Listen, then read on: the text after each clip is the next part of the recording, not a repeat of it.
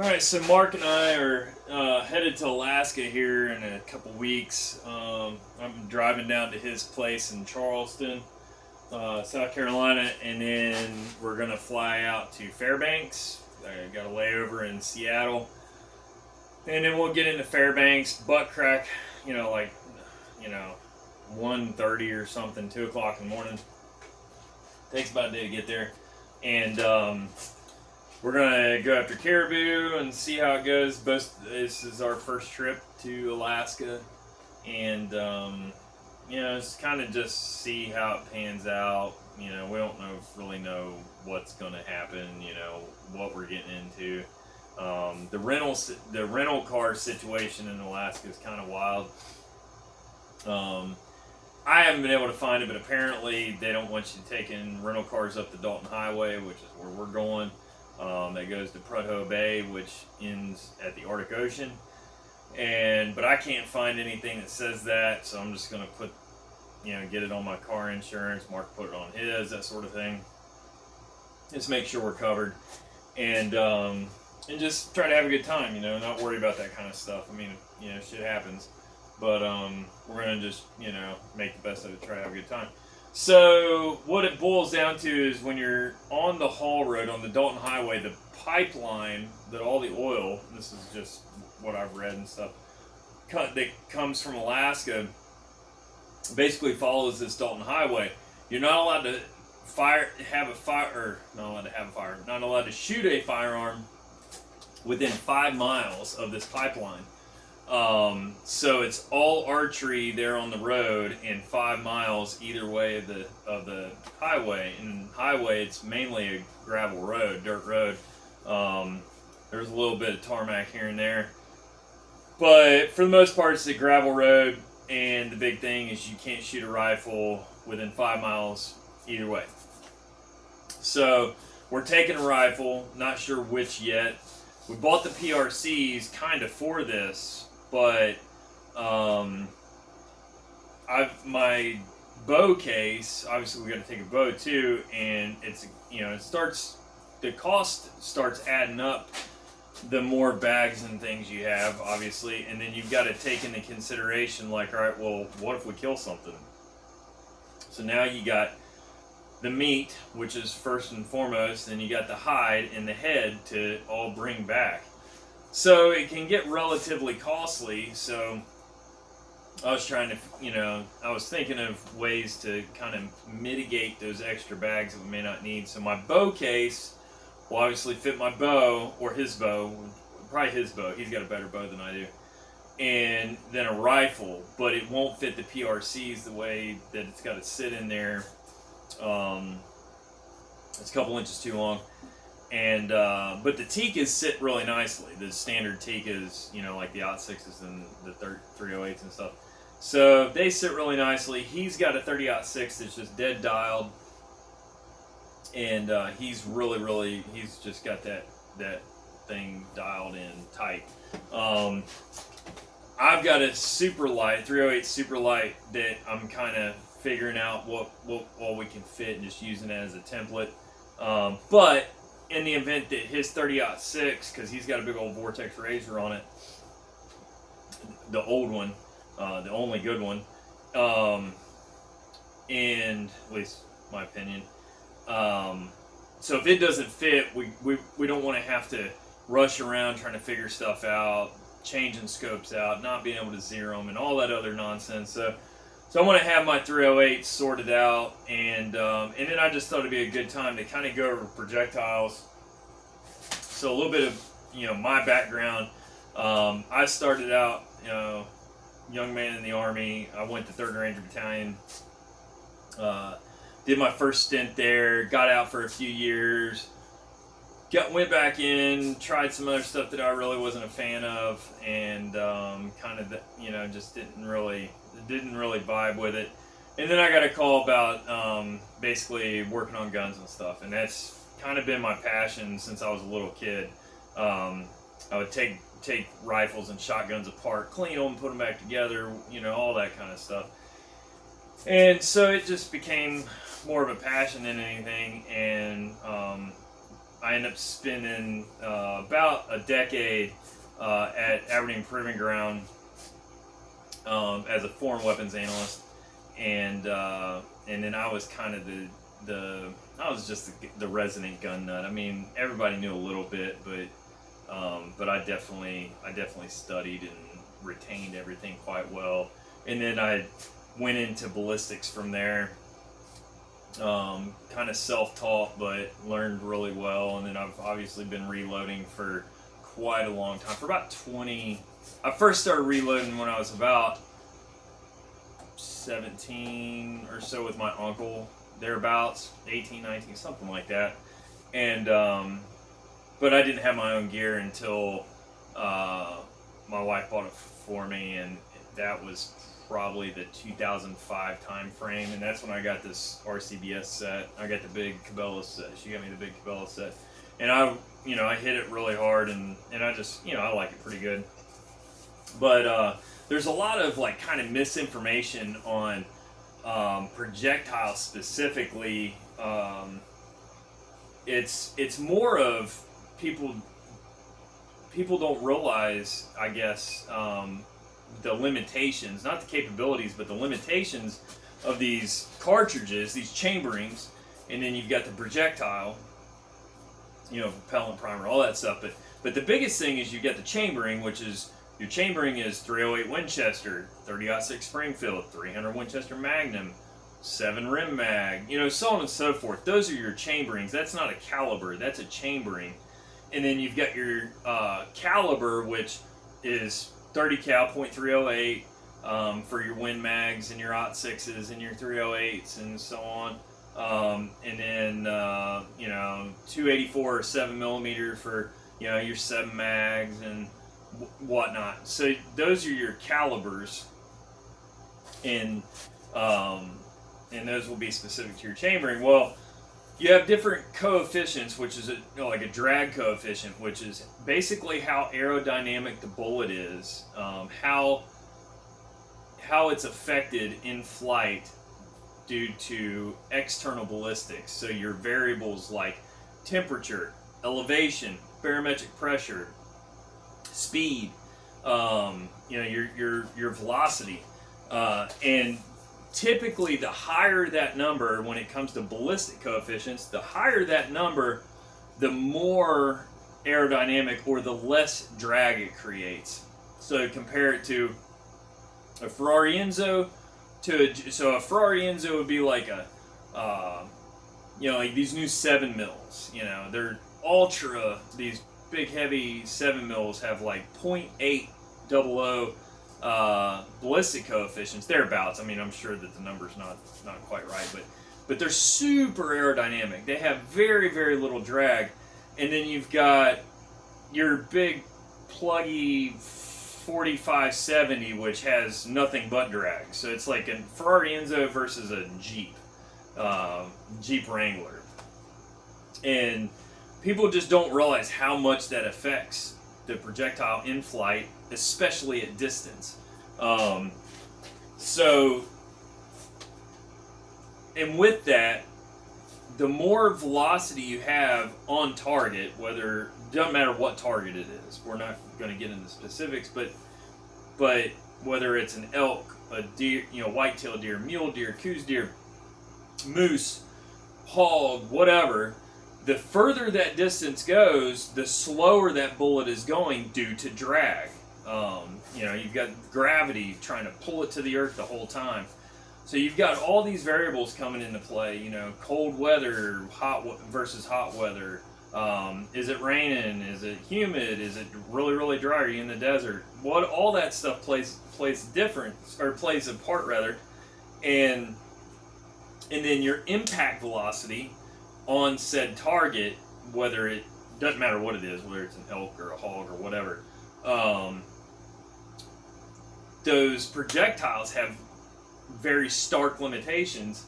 So you have two different makeups of projectile. So we're not going to get into chamberings, whether it's a 308 or not 6 or a Win Mag or whatever. But your projectile, you have two different kinds. You have monolithic, which are your gilded metal or your solid coppers, that kind of thing. So you got your typically your top three are the Barnes, TTSX, TSX type deal. The Nosler E-tip, which is a gilded metal. The Barnes is a solid copper, and then the Nosler is a gilded metal, and Nosler E-tip, and then the Hornady CX. Now I think they still make the GMX. I never had any luck with the GMX. I always thought it was a trash bullet. I never could get it to shoot. But the CX is definitely a step in the right direction, and they have relatively high ballistic coefficients for your monolithic bullets. And then you've got cup and core, which are typically your like your soft point kind of deals, your Spitzers, Spires and Spitzers and all that, and then each one of those will have a different structure within the bullet itself. So your monolithics are just that. They're one piece. They're mono.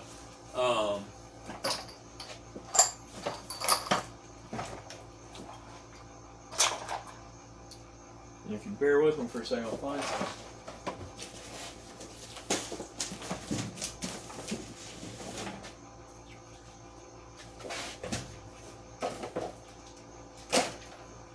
Oh, here it is. Right in front of my damn face. So, let me get around the other side here. All this trash. One of these days I'll get this thing sorted out. Dang damn it.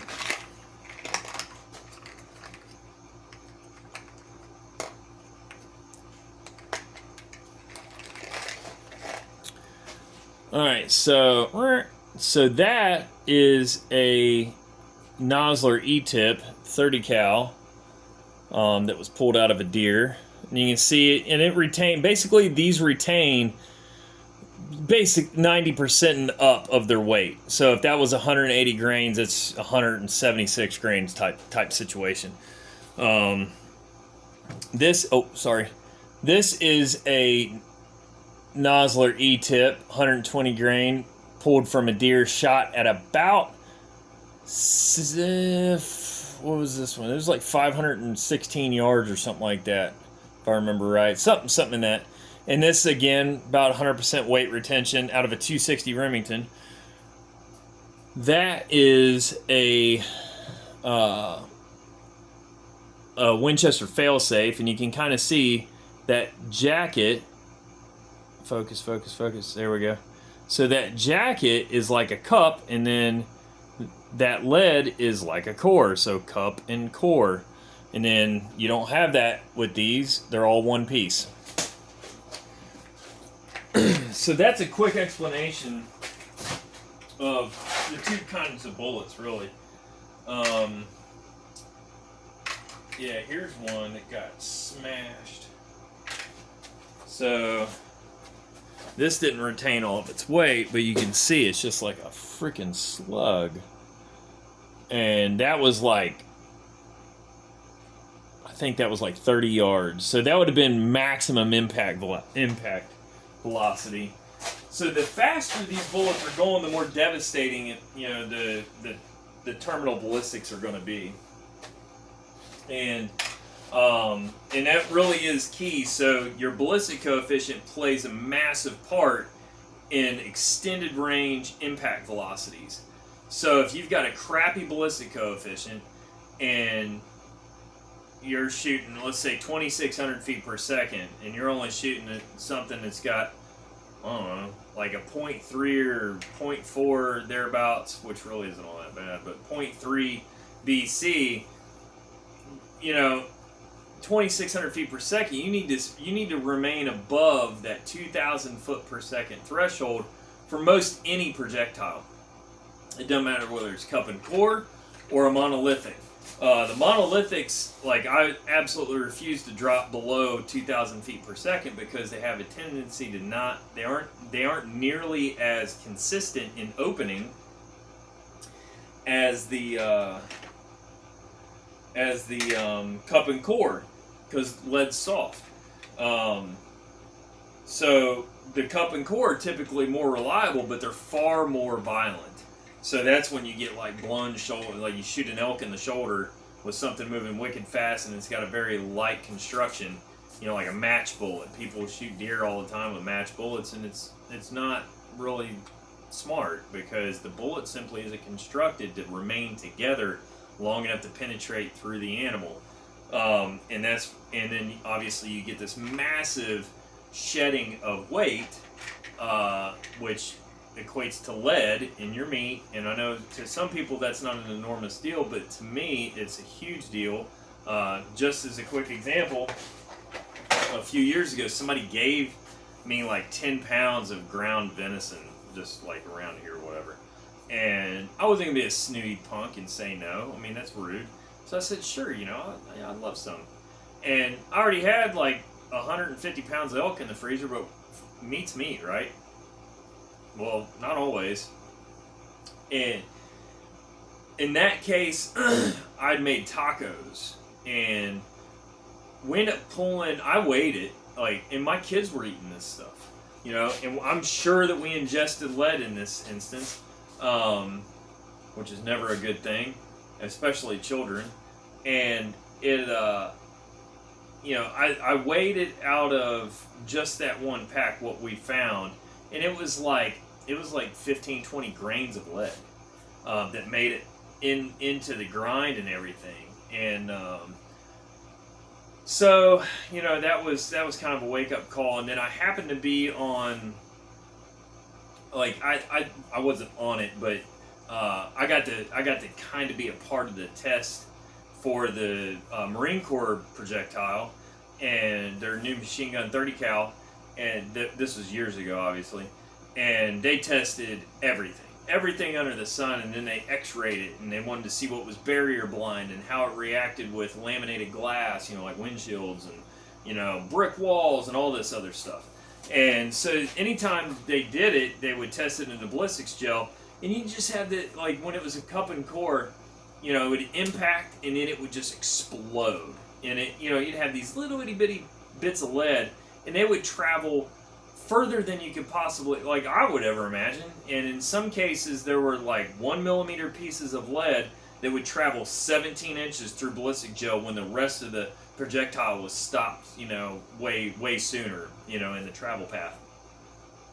And that was, you know, kind of a wake-up call. It's like, man, it's just not worth it, you know.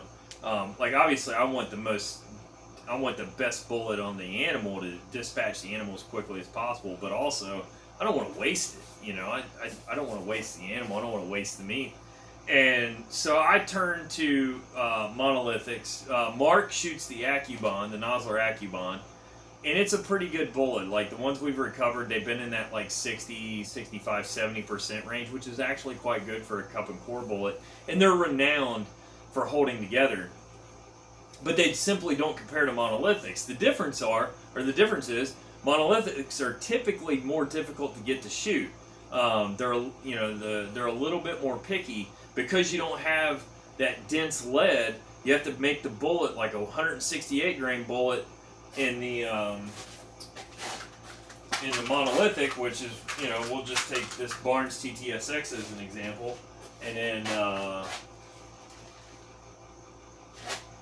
yeah, here you go. Here's and it's a 30 cal, and then you've got your Hornady AMAX. So, you know, 168 Hornady AMAX, 168 Barnes TTSX.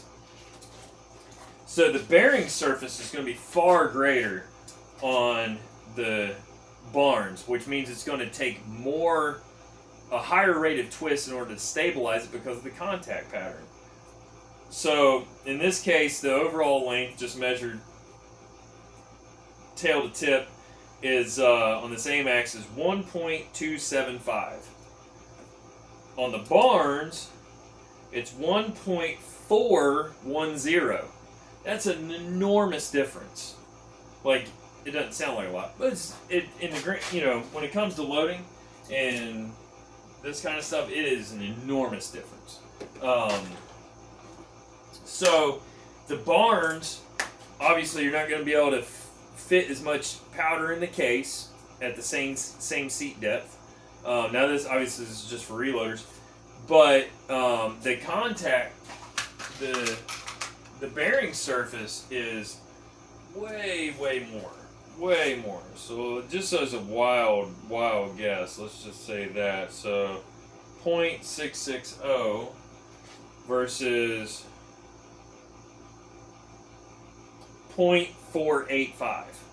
So again, massive difference. So you're, like with the 30 cows, you typically need a minimum of a with the solids. With the monos, you need a minimum of a 1 in 11 twist, and even that is kind of marginal. 1 in 10 is really ideal, or faster. But the big thing is you can play around with weights, and then because they retain their weight so well, you don't have to shoot as heavy of a bullet to maintain that same penetrative value. You can go to a 150, get more speed out of it, so you have those higher impact velocities inside of a certain range, but of course you're going to have a lower ballistic coefficient. Right now, basically what I'm going to do is I'm going to load. I've got some 150. I wish I had some more 150 Barnes because they actually shot quite well out of that Tikka. They shot like half MOA. But the Nosler E-tip, I haven't had as much luck getting it to shoot, but it did shoot okay. It was like sub MOA. I ran it out to 300 yards, and it wasn't awesome. It didn't blow me away, but I also didn't put a ton of time into it. It was striking just a little bit low, so it's not moving as fast and . So I'm going to load some 150s. That will be what I take to marks in potentially Alaska for caribou.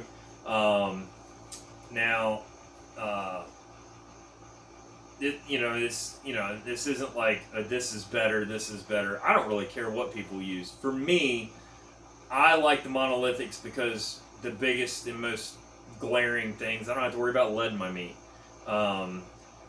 They penetrate better than cup and core. Any lead, they don't like the lead projectiles, the cup and core projectiles. Even the AccuBond and the Partition and the Oryx and all those, they just, the Sirocco, they just don't compare. There's no point in arguing about it because they simply don't compare in that penetrative value to the monos. I like running, I used to run the heavy stuff, but I got away from that because of the issues with impact velocity. So like I said, I like that 2,000 foot per second number. I've had AccuBonds where they're supposed to open up down to like 1,800 or whatever they're claiming is absolute nonsense. 1,600, whatever they're claiming, that is absolute and utter nonsense. Barnes has a similar claim that the LRX, which I have right here for the 7mm for the PRC, that they'll open down to 1,600. Absolute and utter trash. That is not happening. Unless you smash a shoulder or something to that degree, something with massive heavy bone. And I'm not talking about whitetail, I'm talking about elk. If it's below that 2,000, is it really worth the chance? So that's when you really need to pay attention to your ballistics data. Have a good starting muzzle velocity, number one. So I can take a guess on what I'll be loading. It should be in that 2,800, 2,850 range with that 150 Nosler. So I can just kind of figure it out from there. And that with a 22-inch barrel and that starting velocity and that ballistic coefficient, and Nosler is notorious for inflating and exaggerating their ballistic coefficients. So I always take about 2 or 3% off. So if it says 5, I'm gonna say nope, it's 450 or 475 or something like that. I will not give them the benefit of the doubt because they're just too notorious for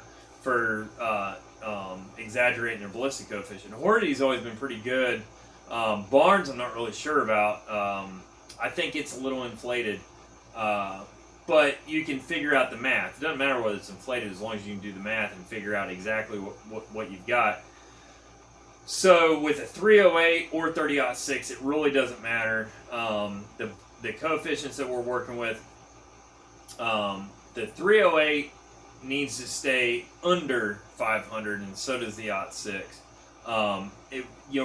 Realistically, on something like a caribou, because it's you're not talking about a little spindly whitetail. It's still going to be a 300-400 pound animal, maybe even bigger, maybe 500 pounds. You need to account for that. So the realistic range is 400, and then that's it. And if you can't get inside 400 yards on an animal like that, then you probably shouldn't be hunting. If you've got to shoot them at 600 and 700 and 800 yards, you're not really hunting them, you're just shooting them, right? I like to get as close as possible. Both elk that I've shot, I've killed with a bow.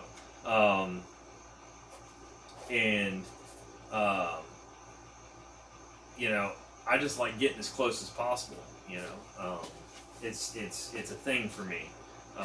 I've been really close to like a giant herd of elk, like inside 15 yards, and it's just super cool to have them walking around you screaming and going crazy and pissing all over the place. It's just super cool. That's hunting. Shooting something at 700, 800, 900 yards, and then not taking into account what that the impact velocity and stuff is. Now, I'm not saying you can't kill them. Of course you can, but it's not. To me, from my perspective, it's not ethical. Especially something as big as an elk or a moose. I mean, you gotta have a lot of oomph. Is it gonna kill it? Yeah, of course it is. It might drop it right then and there, but is it worth the chance? Is it worth the chance of wounding that animal just to say you shot it at 1,000 yards? It's not. Not for me anyway. I want to be close. I want to watch that animal drop. I want to dispatch it as quickly as possible. No gut shots. No blowing their legs off. That kind of nonsense. I want them out and dispatched as quick as possible. And it's just you just have no there's no guarantee at all. But that line gets further and further away the further out you get. It's real hard.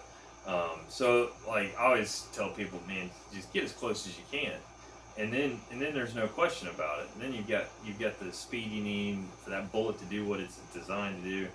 But you also have to keep it realistic. So I'm gonna load some stuff up, just shoot the shit, and we'll go from there. So in this case, I'm using Accurate 2520. It's my new favorite 308 powder. These are Winchester cases. They're primed with a 210 Federal 210 match primer. Not that I really think it makes that big a difference anymore. I used to be hardcore about that, but I'm not anymore. So, like for instance, just to beat that horse a little bit more. So Nosler claims 1,800 foot per second on their box. It's nonsense. It's 2,000. When you're shooting monos, it is 2,000.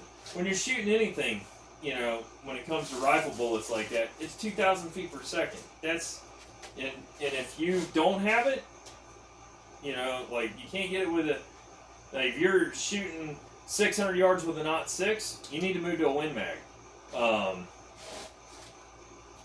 That's my opinion, and I've killed a lot of animals, and I don't lose many. I can't remember the last one I actually wasn't able to recover.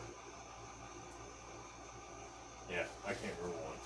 I know that they exist. I've had a couple, but not very many. I take it extremely serious because I just don't like wounded animals. They deserve more than that, and I'll be all hippie about that. But anyway, so this is 46 grains is what I found. Let me double check that. How many shits is that? So it's. I just wrote this shit down. There it is. Yeah, 46.5 grains of. I'm glad I looked at that. 46.5 grains of 2520 loaded to 2770. 2770 is my overall length. 46 grains. I like doing it the old way. Just kind of, pull a little bit out. I don't know why I like it, but it's just, this is therapeutic for me.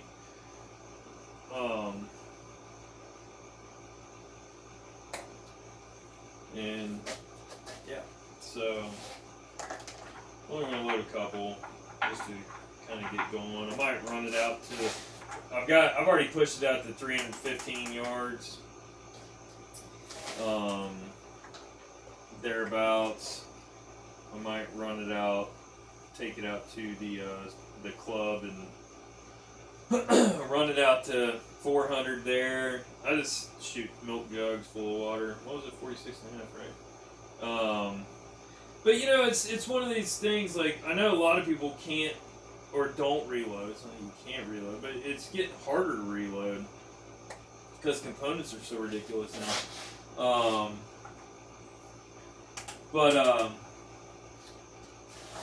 You know, I love it. I love reloading. I think everybody should do it. And I've been doing it for a long time now, like in respect to my age. Yeah, I really enjoy the hell out of it. But yeah, so Alaska's gonna be interesting. Fairbanks, flying into Fairbanks. Come on, you. But yeah, it's the rental car situation is just kind of silly there, and I know a lot of people get the U-Hauls, and I got a U-Haul, but they couldn't guarantee the you know, the amount of days I wanted, because I wanted it for 10 days, and you know, oh shit, so I'm getting all my gear together, and then, you know, the rental car situation just kind of stupid, but come on, you. This scale is getting kind of old. These scales aren't the greatest, but I do like them quite a lot. And the good thing is like, as long as you keep them calibrated, they work pretty damn good. And then Frankfurt Arsenal, their warranty is fantastic. Like, if it quits working, they'll send you another one. They're really quite good. And then hit tear every once in a while just to level it back out. I've got the auto thrower, but I don't really like it. I just prefer to do it this way.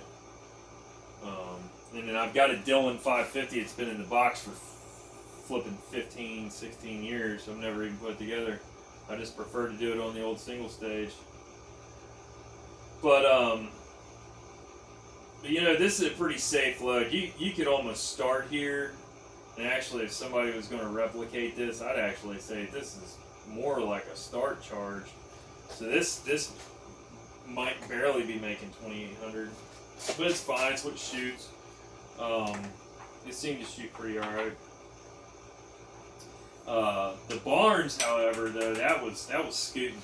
So that was 48 grains of 2520 at 274.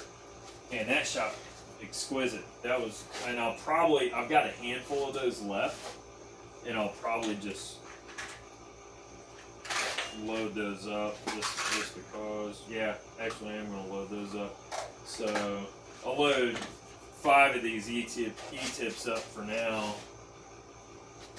and then I'll load the rest. I got to tear this out.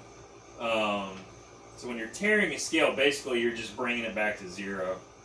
And if anybody's got any questions, it's going to be a long video, and, you know, I don't really expect too many people to watch it, but I don't really care. Like I said, this is just therapeutic for me. Damn it, it's 47. 6.6.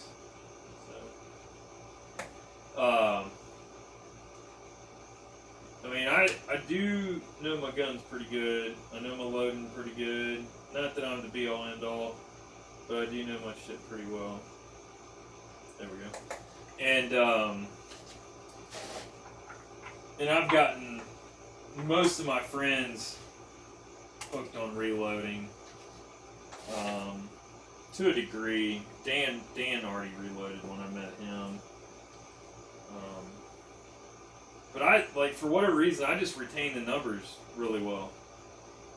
Like, I can't remember what I had for dinner last night, but I can tell you that a PET 308 load is a 168 AMAX with 46.5 grains of Varget, loaded to 280. You know, it's just, I don't know, I just retain it really well. And if this was a class in high school, I would have done well. It would have definitely brought my GPA up. So, but it's hard to get into now because components are so utterly. Oh shit! I was gonna go. Yeah, fuck it, I'll just do one more. I only have so many primed. I don't really need any more. But cover this up while I get these seated.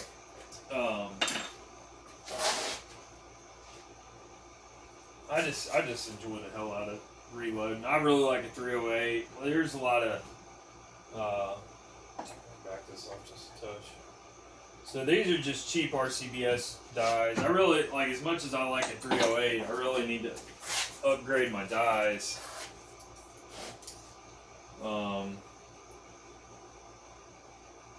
That's 2775 there, so I need to take 5,000 off of it. We'll do all of them and then seat them and then run it down just a little bit to get it just right. We'll see where we're at. That way we don't have any overdriven, overseated rather.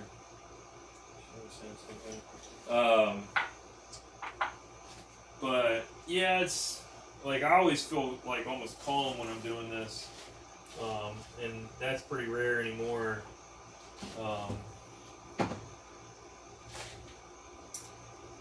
I really kind of have it, a little anxious sometimes, and just reloading is just one of those things that kind of just relaxes me. And so I loaded 3, measured them. They all came out within 1,000th of each other. So I can assume at that point that they're pretty much going to all be in that range. So I'll be able to measure this last one here. There's something stuck in my beard, and then go and then just see where we're at. But I want to make sure I've got plenty of ammo. I ended up buying a it's within 1,000. So I ended up buying a 10mm Glock 20 for potential bears, which I hope I don't have to, because I actually like watching bears. Damn it, see, I overdrew that. I'm going to back that off just a smidge, so I'll have one that's a little on the short side. The rest of these should be good. But, like, I don't want to shoot no dang bear. I like watching them. Come on, you. That's 1,000th off. I'll take that. But I've sauced up a couple bears with bear spray, and if you hit it in the wind, they'll take off a little bit better. But I had a sow one time. She was just like, no, bro. She sat there and pondered it for a little bit, and I think at that point I was probably pretty close to getting eaten. But not that the sauce doesn't work, it just doesn't work as good as a 180 grain bullet doing 1,200 feet per second. And if you've got to sauce them, you're basically justified at that point, from my perspective, in shooting them. As long as you're not a freaking idiot like those assholes in Yellowstone are doing now. God, I've been watching them videos in Yellowstone, and they're just unbelievable.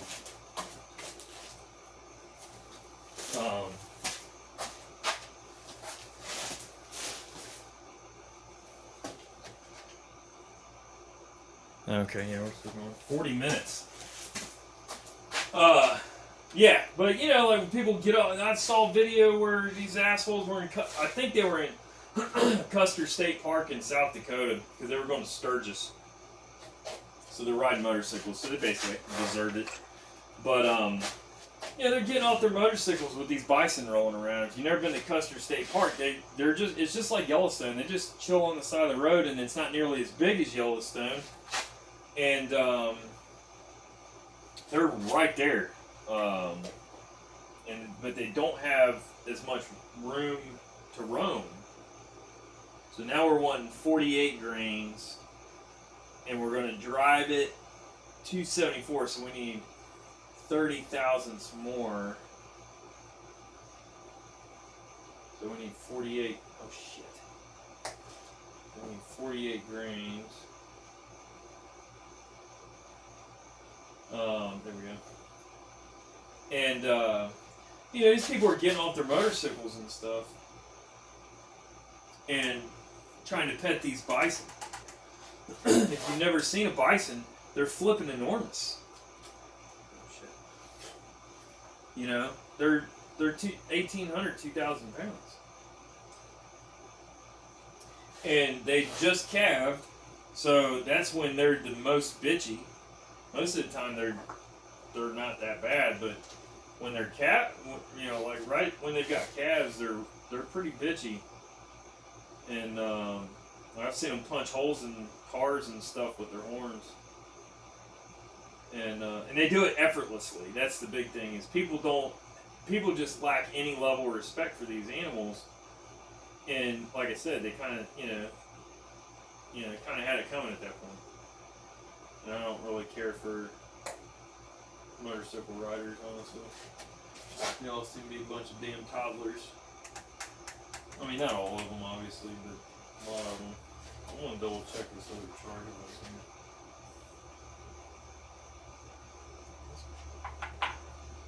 Damn close.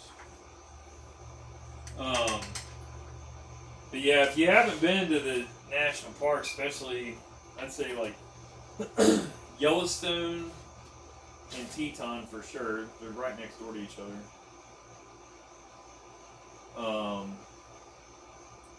The Badlands are kind of but Custer State Park's pretty cool. And Yosemite is quite good, but you gotta be careful there. People drive crazy because it's California.